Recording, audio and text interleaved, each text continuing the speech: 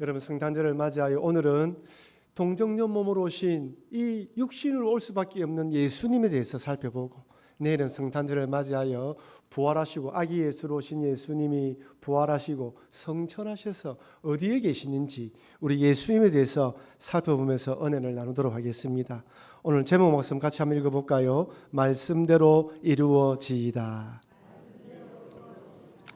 여러분, 제가 질문 드릴 텐데 잘 듣고 대답하십시오. 여러분들은 정말 하나님께서 천지를 창조하셨음을 믿습니까? 아멘이죠. 그렇다면 예수님께서 동정녀 마리아의 몸에서 탄생한 것을 믿습니까? 여러분, 우리가 고백하는 사도신경에도 이 중요한 고백으로 예수님이 성령으로 잉태되어 동정녀 마리아의 몸에서 태어났다라고 고백합니다. 여러분, 동정녀 탄생의 이 신앙 고백은 다른 어떤 믿음의 고백보다 중요하다는 거예요. 그만큼 중요하다는 것입니다. 하지만 많은 사람들이 이것을 믿지 못하고 하나의 신화처럼 생각합니다. 저는 중학교 2학년 때 처음으로 교회를 가게 되었습니다. 아무도 예수를 믿지 않는 집안에 둘째 형님이 먼저 교회를 다니게 되었고, 그 형님 따라 교회를 가게 되었습니다. 중고등학교 시절을 지나고 대학교를 들어가면서 청년 시절에 청년의 집회에 참여하면서 거기서 정말 예수님이 살아계신 하나님의 아들이구나라는 것을 제 개인적으로 고백하고 영접했습니다. 교회에서 말한 구원이 이것이구나. 교회에서 그렇게 말한 목사님이 말한 구원이 이것이구나. 그것이 제 개인적인 사건으로 다가왔고, 그때 평생 주님만 섬기겠다라고 결단하게 되었습니다.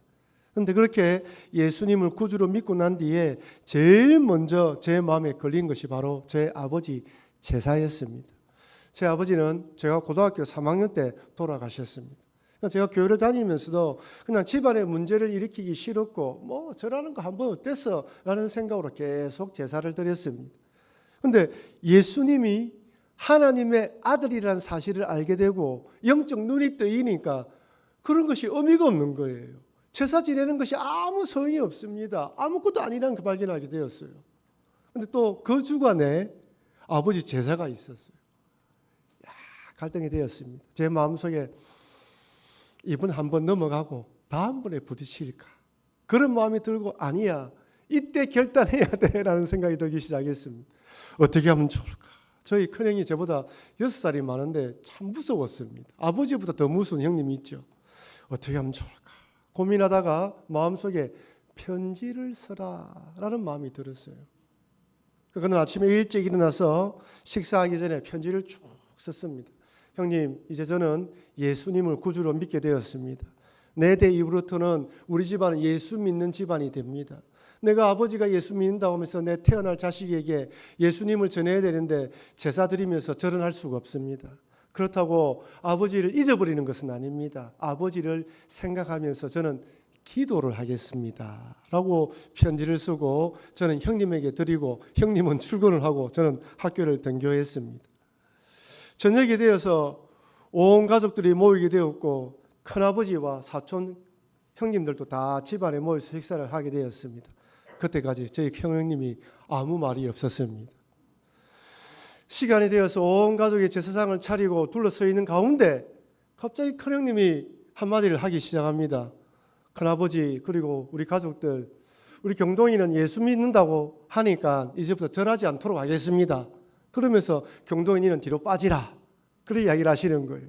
그때 우리 큰아버지하고 다른 사촌 형님들은 저는 언짢은 표정이었습니다. 그렇게 그 일이 나고 난 뒤부터 저는 제사에서 이제 제외되게 되었습니다. 그 일이 있고 난 이후에 제일 큰 사촌 형님과 둘이서 만나서 이야기할 수 있는 기회가 있었습니다.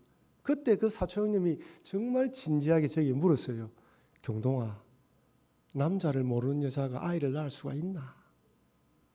제가 거기서 믿음이 어떻고 성령의 능력이 어떻고, 여러분, 제가 설명한다고 이해를 하겠습니까? 이해를 못하는 거예요. 그냥 그 이야기만 듣고 헤어졌습니다. 그러면서 제 마음속에, 야, 믿음이 참 중요하구나. 남이 믿어지지 않는 것이 나는 믿어지는구나. 여러분, 태초에 하나님이 천지를 창조하시느니라 창세기 1장 1절이 믿어지지 않으면 그 다음 구절을 읽을 수가 없습니다. 성경은 우리에게 설득하지 않습니다. 창세기를 우리에게 주시면서 1장 1절의 9절을 우리에게 주시면서 너 나를 믿을래? 믿지 않을래? 믿음을 강요하십니다. 설득하는 게 아니에요. 여러분 믿음은 내가 선택하는 것입니다. 물론 성령의 은혜로 깨달아져야 되지만 믿어지는 거예요. 만약 여러분들이 그 사실이 믿어진다는 것은 하나님의 은혜를 받았다는 증거입니다. 오늘 혹시 이 자리에 앉아 계신 분들 가운데 하나님이 천지를 창조해서 동정녀로 예수님이 태어났어. 예수님이 물 위를 걸었어. 예수님이 죽은 나사로를 살았어. 아니 예수님이 부활했단 말이야. 이 사실이 믿어지지 않는다면 정말 진지하게 기도하면서 하나님 저렇게 목사가 믿는다고 이야기하는데 성도들이 믿는다고 이야기하는데 나도 믿어지게 하여 주시옵소서 라고 기도해야 되는 것입니다. 그것이 믿어지지 않으면 그것을 믿어지는 과정이라 할 수 있습니다. 그래서 우리의 목표는 그 예수님, 그 하나님이 믿어져야 됩니다. 그렇다면 왜 하나님의 아들인 예수님께서 보통의 인간적인 방법이 아니라 동정녀의 몸에서 태어나셔야 했을까요? 왜 그렇습니까? 한번 따라합시다. 그것은 바로 내 죄 때문입니다. 우리 인간의 죄 때문입니다. 이 땅에 태어난 모든 인간들은 죄를 안고 태어났습니다. 아담과 하와가 선악과를 따먹고 에덴 동산에서 쫓겨난 후 인류의 모든 후손들은 죄를 유전받았습니다. 여러분, 우리는 대한민국에 태어났습니다. 우리 호적이 있습니다. 주민등록증이 있습니다. 내가 대한민국이 싫어서 미국이나 다른 나라 가서 얼마든지 영주권, 시민권을 받을 수 있습니다. 우리나라 법상으로 다른 나라 시민권을 받으면 우리나라 국적은 상실됩니다. 그렇다고 여러분, 우리가 대한민국에 태어난 것이 없어집니까? 여러분, 미국의 시민권을 받았다고 사람들이 너 어디 나라 사람이냐 물으면 나는 미국 사람이라고 이야기하면 그 사람이 또 묻습니다. 오리지널리 원래 너는 어디 사람이냐 묻습니다. 여러분, 이 땅에 태어난 인간들은 아담의 후예로 태어난 인간들은 모두 다 죄를 유전받았습니다. 만약 예수님께서도 요셉과 마리아의 자녀로 태어났다면 그 또한 죄인입니다. 죄인이 자기의 죄를 해결하지 못하는데 어떻게 남의 죄를 해결한단 말입니까? 말도 안 되는 이야기죠. 그래서 동정녀인 마리아의 몸을 빌려서 이 땅에 오셨지만 성령의 능력으로 임신하게 되신 것입니다. 성령의 개입으로 육신을 입었지만 죄가 없으십니다. 사실 마리아에게 예수님의 임신 소식은 청청병력 같은 소리입니다. 오늘 본문을 보면 갑작스럽게 천사의 방문을 받은 마리아는 나는 남자를 알지 못하니 어찌 이 일이 이루어집니까? 라고 이야기합니다. 여러분, 입장을 바꿔놓고 한번 생각해 보세요. 만약에 하나님께서 천사가 성령께서 오늘 여러분들에게 결혼도 하는 처자인데 임신하겠다고 이야기를 한다면 누가 반길 사람이 있습니까? 결혼하고 자녀를 기다리는 부부에게는 기쁜 소식이지만 처녀에게는 청청병력 같은 소리이죠. 있을 수 없는 일입니다. 어떻게 설명할 수 있겠습니까? 마리아도 이해가 되지 않았습니다. 자기는 남자를 알지 못한다고 이야기를 합니다. 그러자 천사가 이렇게 대답해요. 누가복음 1장 35절 37절 같이 읽도록 하겠습니다. 천사가 대답하여 이르되 성령이 내게 임하시고 지극히 높으신 이의 능력이 너를 덮으시리니 이러므로 나실 바 거룩한 이는 하나님의 아들이라 이끌어지니라. 보라, 내 친족 엘리사벳도 늙어서 아들을 배었느니라. 본래 임신하지 못한다고 알려진 이가 이미 6달이 되었나니 대저 하나님의 모든 말씀은 능하지 못하심이 없느니라. 아멘이죠. 여러분, 누가복음의 저자는 누구입니까? 누가입니다. 누가의 직업은 무엇입니까? 의사입니다. 의사인 누가가 마리아가 동정녀로 탄생했다고 기록했어요. 의사는 생물학적으로 그다음에 잘 아시는 분입니다. 도저히 이런 일이 일어날 수 없다는 거예요. 자기의 경험상 자기 의학 지식으로는 있을 수 없는 일이죠. 그런데 믿음은 의학보다 앞섭니다. 믿음은 과학보다 앞서요. 여러분, 과학적으로 믿음을 증명할 수 있지만 모든 믿음을 증명할 수 있는 것은 아닙니다. 하나님이 하시는 일들을 과학으로 다 우리의 인간의 이성으로 파악할 수가 없어요. 누가는 하나님을 믿기 전에, 예수님을 믿기 전에는 그렇게 믿지 못했을 것입니다. 하지만 예수님 믿고 난 뒤에는 동정녀로 탄생했다는 것을 믿었던 것이죠. 여기 성령의 능력으로 덮었다, 지극히 높으신 이의 능력이 덮었다라고 되어 있는데, 여기 덮다라는 헬라어 뜻은 그늘을 지우다, 역사하다는 뜻을 가졌고, 구약에서 하나님의 임재의 상징인 하나님의 구름이 성막을 덮을 때 사용되었던 단어입니다. 하나님의 은혜가 임하면 불가능이 없다는 거죠. 하나님의 은혜가 임할 때 능력과 함께 이런 일이 가능하다는 거예요. 하나님의 능력이 마리아에 임하자 하나님의 아들 예수님께서 마리아의 자궁 안에 잉태되었습니다. 사실 하나님이 인간의 몸을 잇는다는 것도 기적이죠. 있을 수가 없는 일이지 않습니까? 여러분, 동정녀에 대한 탄생, 예수님이 처녀의 몸으로 오실 것에 대해서는 이미 구약에서부터 예언되어 있습니다. 이사야 7장 14절에 이렇게 기록되어 있습니다. 같이 읽겠습니다. 그러므로 주께서 친히 징조를 너에게 주실 것이라. 보라, 처녀가 잉태하여 아들을 낳을 것이요 그의 이름을 임마누엘이라 하리라. 여기 처녀는 남자를 알지 못하는 여인을 말합니다. 예수님께서 탄생하기 전 7, 800년 전에 이사야 선지자는 예수님께서 메시아로 이 땅에 오시는데 처녀의 몸을 빌려 이 땅에 오실 것을 예언했습니다. 그 당시에 예언한 이사야도 받아들인 사람도 무슨 말인지 잘 이해를 하지 못했을 거예요. 이런 놀라운 이적이 일어난다는, 하나님 능력을 행하신다는 것입니다. 여러분, 창세기 3장 15절에 또 이렇게 말씀합니다. 내가 너로 여자와 원수가 되게 하고 내 후손도 여자의 후손과 원수가 되게 하리니 여자의 후손은 내 머리를 상하게 할 것이요 너는 그의 발꿈치를 상하게 할 것이니라 하시고, 아담과 하와가 죄를 범한 이후에 하나님께서 여자의 후손을 통하여 구원할 계획을 미리 말씀해 주셨어요. 여기 여자의 후손이 바로 예수님이고 이 여자는 마리아를 말하는 것이죠. 그리고 발꿈치를 상하게 한다는 것은 예수님의 십자가를 뜻하는 것입니다.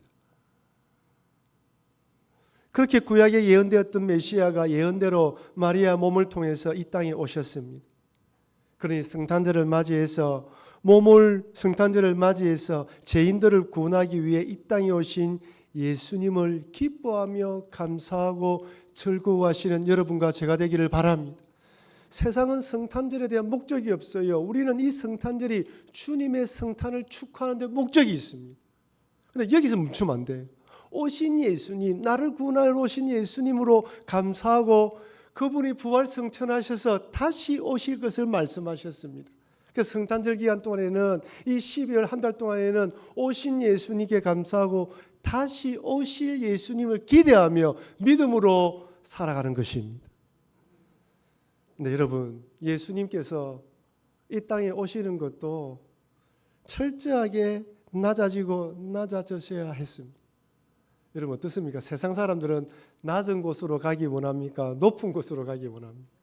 높은 곳으로 가기 위해요. 더 돈 많이 벌고 출세하고 이름 내고 성공하고 높은 지위를 얻기 원합니다. 여러분, 높은 지위를 얻고 성공하기 위해서는 경쟁을 뚫어야 돼요. 얼마나 치열하게 살아야 되는지 모릅니다. 학력, 경력, 스펙을 많이 쌓아야 돼요. 그래야 점점 올라갈 수 있습니다. 그럼에도 똑똑한 사람을 이길 수가 없어요. 그렇다면 낮은 곳으로 오셔야 되는 예수님 어떤 마음일까요? 여러분, 한 시대에 큰 부자로 산 사람이 갑자기 망해지면 그 가난을, 그 망함을 이기지 못한다고 합니다. 너무 많이 누리고 살다가 없이 사는 것은 힘들어요. 지금 예수님은 하나님의 아들이십니다. 하늘 보좌, 하늘 권세를 가지신 하나님이십니다. 이 땅에 인간의 몸을 입고 오실 필요가 전혀 없습니다. 하지만 성부 하나님 아버지께서 인간을 불쌍히 여기고 저 인간들을 구원하기 원하시는 마음을 알고 성자 예수님이 자원하고 순종하는 마음으로 이 땅에 오셨습니다. 그런데 이렇게 오시기 위해서는 많은 것을 내려놓아야 했습니다. 철저하게 낮아진 것이죠. 그래서 빌립보서 2장 6절에서 7절에서 이렇게 말씀합니다. 우리 같이 읽겠습니다. 그는 근본 하나님의 본체시라. 하나님과 동등됨을 취할 것으로 여기지 아니하시고 오히려 자기를 비워 종의 형제를 가지사 사람들과 같이 되셨고 예수님께서 이렇게 인간의 몸을 입기 위해서는 두 가지를 선택해야 됩니다. 첫째는 하나님과 동등됨을 취하지 않는 것입니다. 높은 자리에 있는 것을 포기해야 되는 것입니다. 모두가 누리고 하나님의 아들로서 누리는 권리와 권한과 모든 걸 다 포기하는 것, 혜택을 늘어놓는 것입니다. 쉽게 말하면 하나님이라는 계급장을 떼는 것입니다. 여러분 군대에서도 특전사에 들어가기 위해서는 그 훈련 기간을 통과해야지만 특전사 이렇게 마크를 달지 않습니까? 그때 특전사로 들어갈 때는 계급장을 다 뗍니다. 그 장교도 계급장을 떼고 일반 병사들과 함께 훈련을 받는 거예요. 그런데 여러분 훈련시키는 조교들은 하사관이나 병사가 있단 말이에요. 그러니까 자기보다 계급이 낮은 사람한테 명령에 복종해야 됩니다. 막 이게 훈련 받다가 화가 난다고 내가 누군데? 라는 순간 탈락입니다. 탈락. 쉽게 말하면 하나님도 모든 계급장을 떼고 누릴 것을 포기하고 이 땅에 오셨습니다. 둘째는 자기를 비웠습니다. 여기 비웠다는 의미는 육신을 입음으로 오는 모든 불편과 부당함을 감수하겠다는 의미입니다. 영이신 하나님은 육신을 입을 필요가 없습니다. 우리는 육의 몸을 입고 있기에 이 육의 몸을 입고 사는 것이 전혀 거추장스럽지 않아요. 이 몸에 있는 것은 당연한 것입니다. 물론 병에 걸리거나 나이가 들면서 몸이 쇠약해지면 마음은 청춘인데 몸은 아니다로 이야기하지 않습니까? 점점 이 몸이 약해집니다. 질병에 걸리면요 뜻대로 되지 않아요. 몸에 열이 나고 힘이 빠집니다. 이 몸을 입으면 시간과 공간의 제약을 받습니다. 여러분 어디든지 갈 수 없어요. 영이신 예수님은 어디든지 가시는 분이었습니다. 그러니 그분에게 육의 몸을 입는다는 것은 육의 감옥에 갇히는 것이나 다름이 없습니다. 주님은 이 육의 몸에 입음으로 오는 여러 가지 불편함과 부당함을 감수하신 것이며 다 피워놓으신 것이죠. 이렇게 주님이 낮고 낮은 데로 오셨어요. 제가 이 말씀을 준비하면서 떠오르는 사람이 있었습니다. 바로 아담과 하와입니다. 여러분과 아담과 하와는 하나님 처음으로 만드신 피조물이며 하나님의 모양과 형체로 모양으로 만들어진 하나님의 존귀한 자입니다. 하지만 아담과 하와는 피조자입니다. 하나님이 창조자이고 피조물입니다. 아담과 하와는 하나님 만들어 놓은 질서 안에서 하나님 만들어 놓은 법의 테두리 내에서 살아갈 때 복락을 누리도록 쓰게 되어 있습니다. 여러분 이것은 우리 동일합니다. 우리가 하나님의 법을 벗어나는 순간 하나님의 테두리 안에서 벗어나는 순간 그때 내 마음껏 자유를 누리는 인생이 아니라 그때부터 고난과 어려움이 찾아옵니다. 여러분 피조물은 하나님과 동등됨을 취할 수 없습니다. 그런데 사단마귀가 뭐라 유혹합니까? 아담과 하와야 너 하나님처럼 될 수 있어. 이 선악과를 따먹으면. 사단마귀가 창세기 3장 5절에 이렇게 유혹합니다. 우리 같이 한번 읽어보겠습니다. 너희가 그것을 먹는 날에는 너희 눈이 밝아져 하나님과 같이 되어 선악을 알 줄 하나님이 아심이니라. 여러분 가장 큰 유혹입니다. 네가 주인되라는 거예요. 네 인생 네 마음대로 살아가는 거예요. 하나님 법이 아니라 네 뜻대로 네가 원하는 기준을 가지고 살아가라는 것입니다. 이것이 사단마귀의 유혹이에요. 너 왜 하나님이 정해놓은 선악과를 따먹지 말라는 법을 지키려 해? 네가 따먹고 네 마음대로 살아가라는 거예요. 이때 사단마귀가 유혹할 때 아담과 하와는 당연히 거부해야 됩니다. 이것은 아니야. 나는 하나님과 결코 동등됨을 취할 수가 없어. 나는 피조물이야. 하나님은 창조자야라고 고백하면서 피조물의 자리에 있어야 되는데 아담과 하와는 하나님처럼 되려는 교만한 마음으로 선악과를 따먹었습니다. 여러분 선악과를 따먹은 것도 제약이지만 그렇게 따먹으려고 마음을 먹은 하나님처럼 되려는 교만한 마음이 죄입니다. 여러분 이것이 죄입니다. 여러분 이 마음 때문에 내가 주인되어 살아가기 때문에 어떤 사람은 인간이 정해놓은 법의 규정도 어깁니다. 도둑질, 강도, 살인, 사기 이런 죄를 범하는 것이죠. 이처럼 아담과 하와는 하나님처럼 되려는 교만한 마음으로 죄를 지었다면 이런 우리들을 구원하기 위해 하나님의 아들이신 예수님은 하나님과 동등됨을 취하지 않으시고 자기를 비워 낮고 낮은 곳으로 오셨습니다. 그래서 우리는 성탄절을 맞이하여 내가 누구인지, 내가 어떻게 하나님을 섬겨야 되는지, 어떤 마음으로 나아가는지 우리 자신을 돌아봐야 되는 것이죠. 두 번째로 오늘 본문을 보면 마리아도 죽으면 죽으리라 순종하는 것을 볼 수 있습니다. 하나님을 보냄을 받은 천사 가브리엘이 마리아를 찾아와서 이렇게 말합니다. 누가복음 1장 30절 같이 읽겠습니다. 천사가 이르되 마리아여 무서워하지 말라. 내가 하나님께 은혜를 입었느니라. 보라 내가 잉태하여 아들을 낳으리니 그 이름을 예수라 하라. 여러분, 제가 앞서 말씀드렸다시피 부부 합법적으로 결혼을 하고 난 뒤에 자녀를 기다리는 이런 젊은 신혼부부들에게 자녀의 잉태의 소식은 기쁜 소식입니다. 너무나 즐거운 소식입니다. 그런데 마리아는 지금 현재 요셉과 정혼한 사이입니다. 정혼한 사이로 처녀입니다. 누가는 요셉과 마리아를 약혼했다고 기록했지만 실제로 정혼한 사이입니다. 유대인들은 자녀들이 어릴 때 부모들끼리 우리 딸하고 당신 아들하고 우리 결혼시킵시다 이야기를 합니다. 서로 마음이 맞아서 그래 합시다 하고 하는 게 약혼이라고 불러요. 그리고 아이들이 만 13세가 되고 12세가 되었을 때, 남자는 13세, 여자는 12세가 되었을 때 양쪽 부모가 서로 괜찮다, 우리 어릴 때 약속했지, 자 둘이 결혼시킬래? 하고 그때도 하길 원한다 한다면 그 사이 그때 하기로 결혼시키겠다고 약속하는 것은 정혼이 되는 것입니다. 이렇게 정혼하기로 하면 어떻게 되느냐? 남자와 여자가 1년 동안 합방하지 않고 기다린다고 합니다. 왜 기다리냐? 첫째는 여자가 정결한지, 정말 깨끗한지 1년 동안 기다리는 것이고, 그때 남자는 결혼할 살 집과 모든 도구들을 장만하는 기간이 1년이라고 합니다. 그래 지금 요셉과 마리아의 사이는 뭐라고요? 약혼하기로 하고 정혼하고 난 뒤에 합방하지 않은 그 기간에 지금 천사가 찾아와서 마리아에게 출산할 것을, 잉태할 것을 이야기한 것입니다. 그러니 여러분 어떻습니까? 마리아에게 이것은 청청병력 같은 소식입니다. 아직까지 처녀인데, 남자를 알지 못하는데, 요셉과 합방을 하지 않았는데 임신을 한다는 것은 이해할 수 없는 것이죠. 아마 천사의 말을 들은 마리아는 깜짝 놀랐을 것입니다. 머리가 하얘지고 백지 상태가 되었을 거예요. 만약 자신이 임신한다면 무슨 일이 일어나겠습니까? 여러분, 오늘날에도 이런 일이 일어난다면, 더 이상 일어나지 않겠지만요, 이런 일이 일어난다면, 그래서 내가 천사의 이야기를 듣고 하나님의 아들이 임신했습니다라고 사람들한테 이야기를 한다면 마리아의 주변 사람들이 이해할까요? 너 믿음이 좋구나, 참으로 대단하다 박수를 칠까요? 아마 마리아 여러 가지 생각이 들었을 것입니다. 자칫 잘못하면 부정한 여인으로 취급받고 요셉과의 정혼도 파혼으로 끝날 수 있을 것입니다. 여러분, 이거는 갈등의 시간입니다. 때로는 하나님께서 우리에게 그런 믿음을 요구하실 때가 있어요. 십자가를 지른 듯한 고통이 찾아오기도 하고 이해되지 않는 것을 요구하시는 것이죠.